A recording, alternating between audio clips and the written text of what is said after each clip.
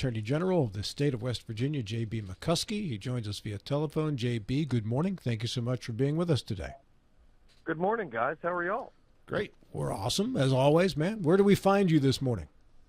I am in Washington, D.C., on my way to a human trafficking panel with my friend Attorney General Jason Miyares, who is the Attorney General of Virginia. Oh, very nice. So the human trafficking panel, obviously you're discussing human trafficking. How much of an issue is it in West Virginia? It's an issue everywhere, and it is something that, to be honest, I don't know how big of a problem we as a group knew it was until about 10 years ago or so. And so all the attorney generals, along with our law enforcement partners and people throughout state and federal government, are really kind of behind the people who perpetrate these crimes. And so a lot of what we're doing is trying to figure out what are the strategies that are working to build a cohesive strategy through the 50 states, because this is really not a partisan thing, right? This is an enormous problem, and it is one of the most pervasively dangerous things that happens to children and people in this country right now. What can we do to prevent it or to spot it, JB? Yeah, I think, from my standpoint, one of the things that we're going to talk about today on this panel is, all of our kids have access to these online tools, right? My kids play Roblox and they play, various online games. That is, one of the tips of the spear for where people will target children, find vulnerable children, and sort of groom them to get them into this seedy world of human trafficking. So teaching children what to be looking for, and also working with the people who build these games and build these technology platforms to have significantly better oversight of predators who may be trolling around in these arenas.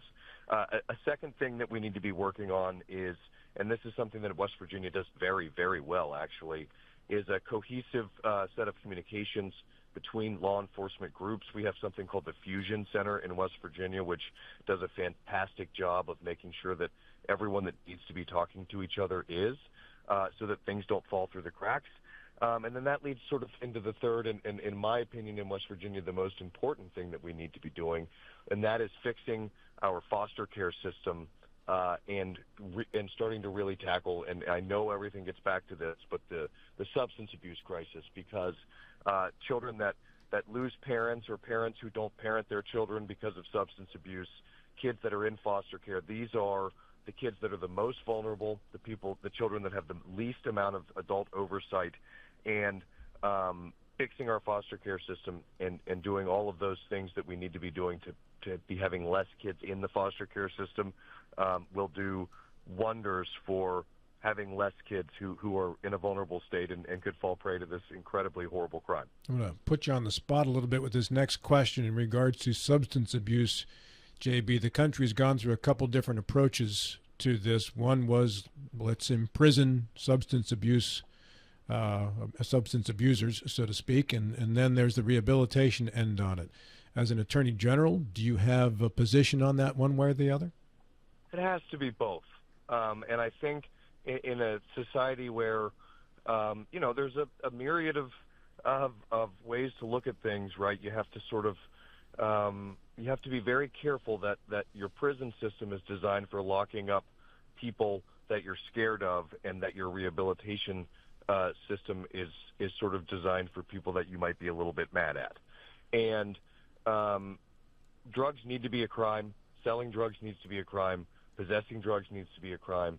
But there has to be a pathway for folks to return back into society and become productive, happy, hopeful people. And so that is, we have a drug court system here, and I think Chief Judge Bunn yesterday talked about the cost savings that the drug courts in West Virginia have created. I think that, looking at it from a cost standpoint is really important, but looking at it from a human standpoint is equally important finding the stories of the folks who have taken advantage of the opportunity given to them through the drug courts, showing others how, instead of spending 5 or 6 years in prison, the second chance that was given to them based on their behavior turned them into a better person than they were before, and somebody that the community relies on. So I think you have to have a balance, and that's really where our criminal justice system has to be nimble and flexible and understanding. And I think we have a system in West Virginia of laws that enable that.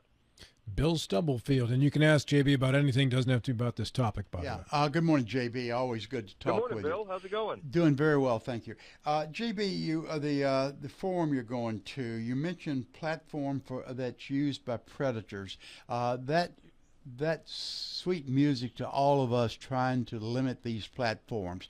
That's a layman. But you run up against a free speech amendment. How do you reconcile the two?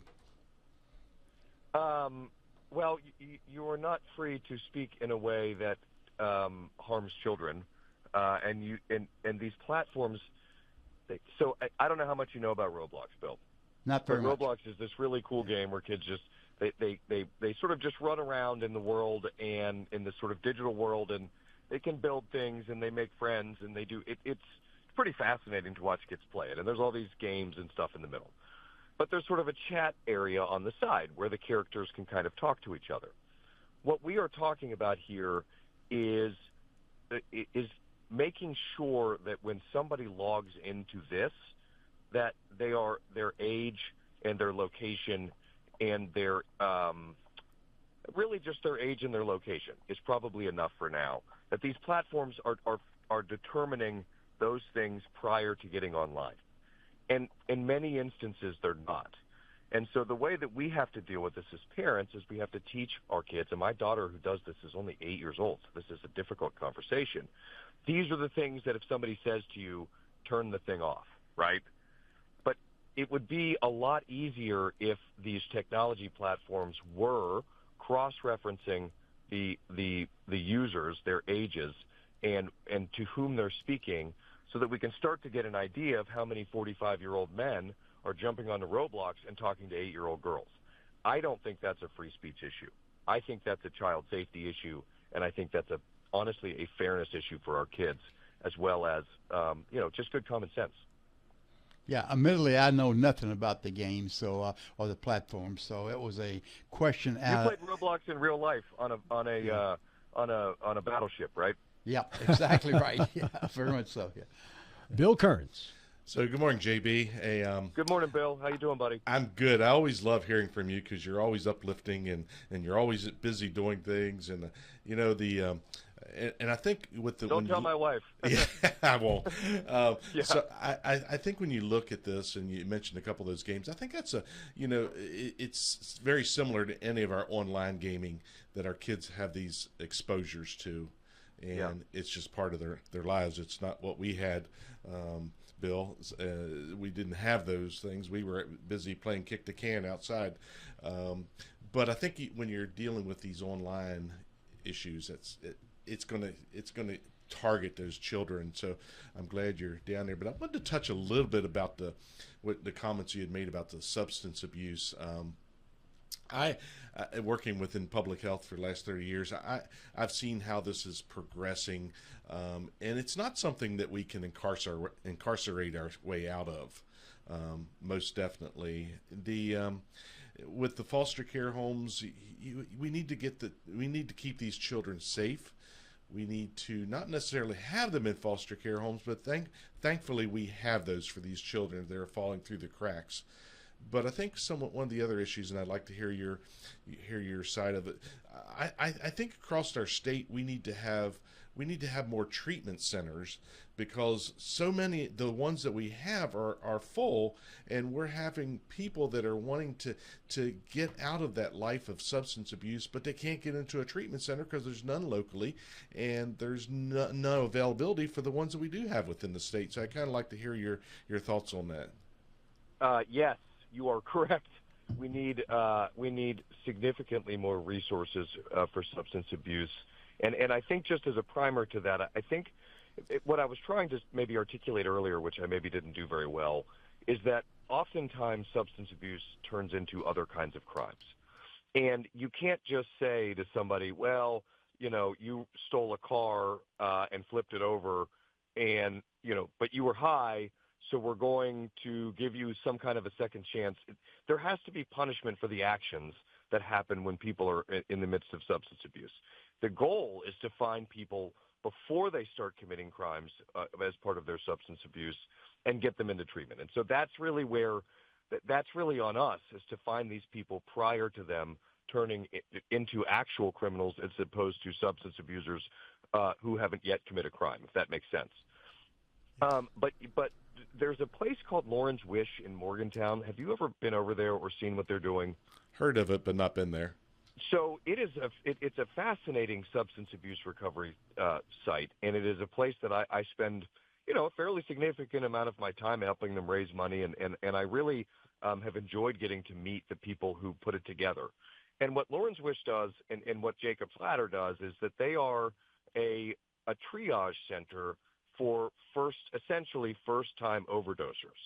And what I found, and this is a governmentally fixable problem, is that judges are generally very good at understanding who somebody is and who deserves a second chance. What they are not is doctors.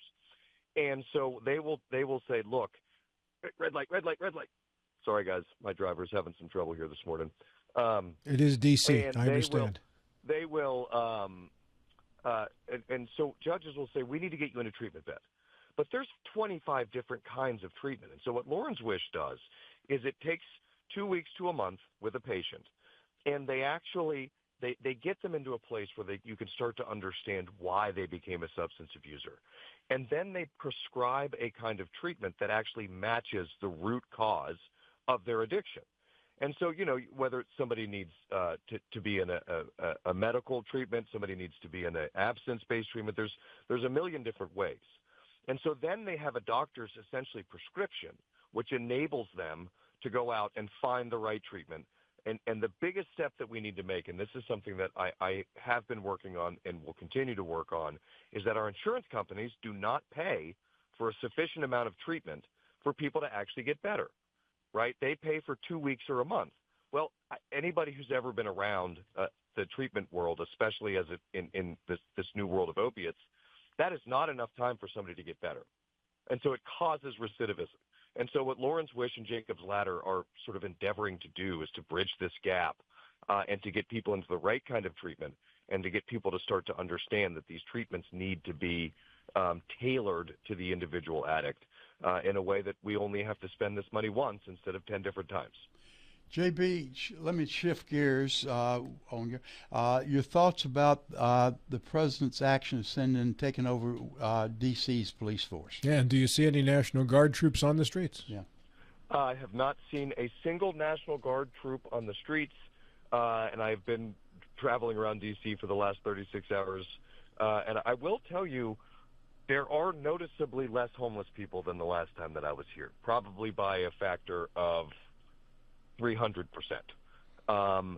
And here's the thing: the nation's capital is the place where the nation's business has to get done. And I've lived in D.C. a bunch of times, and I lived here for about 10 years, and I lived here when it was in pretty good shape, and I've lived here when it was in pretty bad shape. And the reason why the federal government has an interest in ensuring that this city is both clean and safe and welcoming is because every single citizen of this country deserves to have the ability to come here and do the business that they need to do with their government. And if the president thinks, and to be fair, I've been around D.C. enough, there's a lot of bad stuff that happens here, that the city government here in D.C. needs to be prompted to maybe do a little better job of keeping the District of Columbia safe. That is well within his rights. It's well within the way in which Washington, D.C. was formed. And if it works, my gut tells me that everyone that's given him a hard time about it is going to have to eat a little bit of crow. Yeah. Because D.C. is a place that, when it's going, is one of the most amazing cities in the world. And when it's having troubles, it can be a really sad place to walk around in. Yeah, and I've spent a lot of time in D.C., and I agree with you on both points. But you mentioned homeless was down 300% since you were there last. That is just my Yeah, I know. my personal observation. Yeah, and I realize that, but that's a valid observation. But this is the point that the mayor was trying to make yesterday, that the policies they put into place have shown quite a bit of results on both the crime rate going down substantially and the homeless going down substantially. So I guess the legality of what the president did is certainly well within his rights. We all recognize that. But was it timing necessary at this point in time? I guess that's a question. Oh, well, I guess that's where the political question comes in, Yeah, right? yeah. You'll find a whole lot of people who will tell you that D.C. is incredibly dangerous in several of the neighborhoods where a lot of people who are working in the government are trying to do business. Big cities can be dangerous. Whether or not it is overly dangerous, that's a question for somebody else. My perspective on this is that he's allowed to do it. And what I always find so bizarre is when people make arguments against that. President Trump does all kinds of things, right? But he very rarely does something that he isn't allowed to do. It might make some people mad, but it doesn't mean that it wasn't within his authority. And this is something that hasn't happened in a really long time. And if the city comes out better than it was before, I can't really imagine why it was a bad idea, I guess is my point. JB, 5 minutes left. I want to talk to you about something that annoys the living hell out of me and is exactly responsible for the reason why I no longer have a landline, and that has to do with robocalls. Robocalls. Yes. Yeah. So what is Operation Robocall Roundup, sir? So what's really annoying about robocalls is that it isn't Everything. robots calling you. Well, everything's amazing. It would kind of be more fun if you got to talk to like a sentient robot or something. Yes. But unfortunately, it's usually just some miserable poor person who's getting paid 1 cent an hour to do it. So robocalls is what I'd really like to do at the beginning of this is to temper what it is that we're trying to do with the idea that we're never going to get rid of robocalls. Right. It is, I think, actually impossible. And there have been governors and attorney generals and senators and congresspeople, and people promise this idea that we're going to stop robocalls. I don't want to overpromise here. We're not going to stop robocalls. But I do think that especially with what we're talking about, Operation Robocall here, it's really about a data collection effort, right?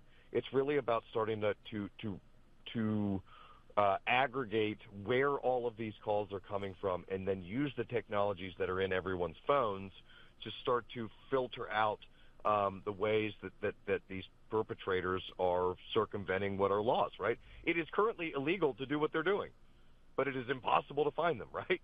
And so that's what makes this so difficult. And I think more than anything, that is what the idea behind our coalition of robocall fighters here is about, is starting to allow our cell phone carriers and others to build the sort of shields within our own systems to significantly reduce the amount that are coming in. Because they have measures they could take to reduce the number of robocalls, and some of them just aren't doing it, JB. Yes, you are correct. Yeah. That is true. And we need to be prompting the folks doing this significantly more. And I think from a consumer standpoint, I think everyone needs to be particularly aware that, if you're cruising around Facebook and you see an ad for something you might want to buy, right? Every single time that you click on one of those ads, they ask for your phone number and your email, right? And that's because the actual product that those people are selling is your data. And so then you'll start to get robocalls based on your interest in that specific thing that you clicked on.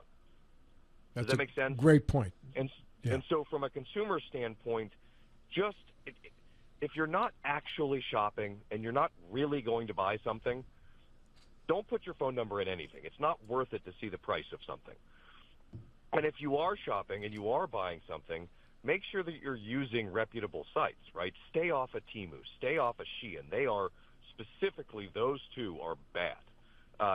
They are arms of the Chinese government, and your data will be being used in ways that you really don't want for trying to get a little bit better deal on something that was almost definitely made with slave labor in China. But use reputable sites. Places like Amazon, they probably sell your data, but it's not in the same way, right? And shop local. Go down to the store and actually hand somebody a $20 bill for a good that is going to end up going into the local baseball team or you name it. But shopping local and shopping retail local is a great way for robocallers to not end up with your data.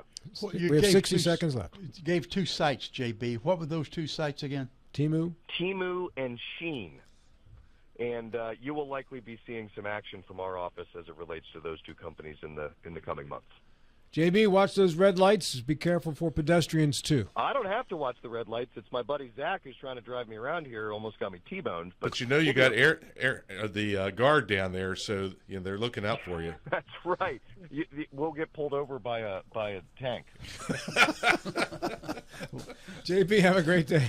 All right, bye, guys. Always fun, JB. I'll tell you something. If you get pulled over by a tank, there's no chance you're trying to run. You're pulling over. I'll tell you that right now.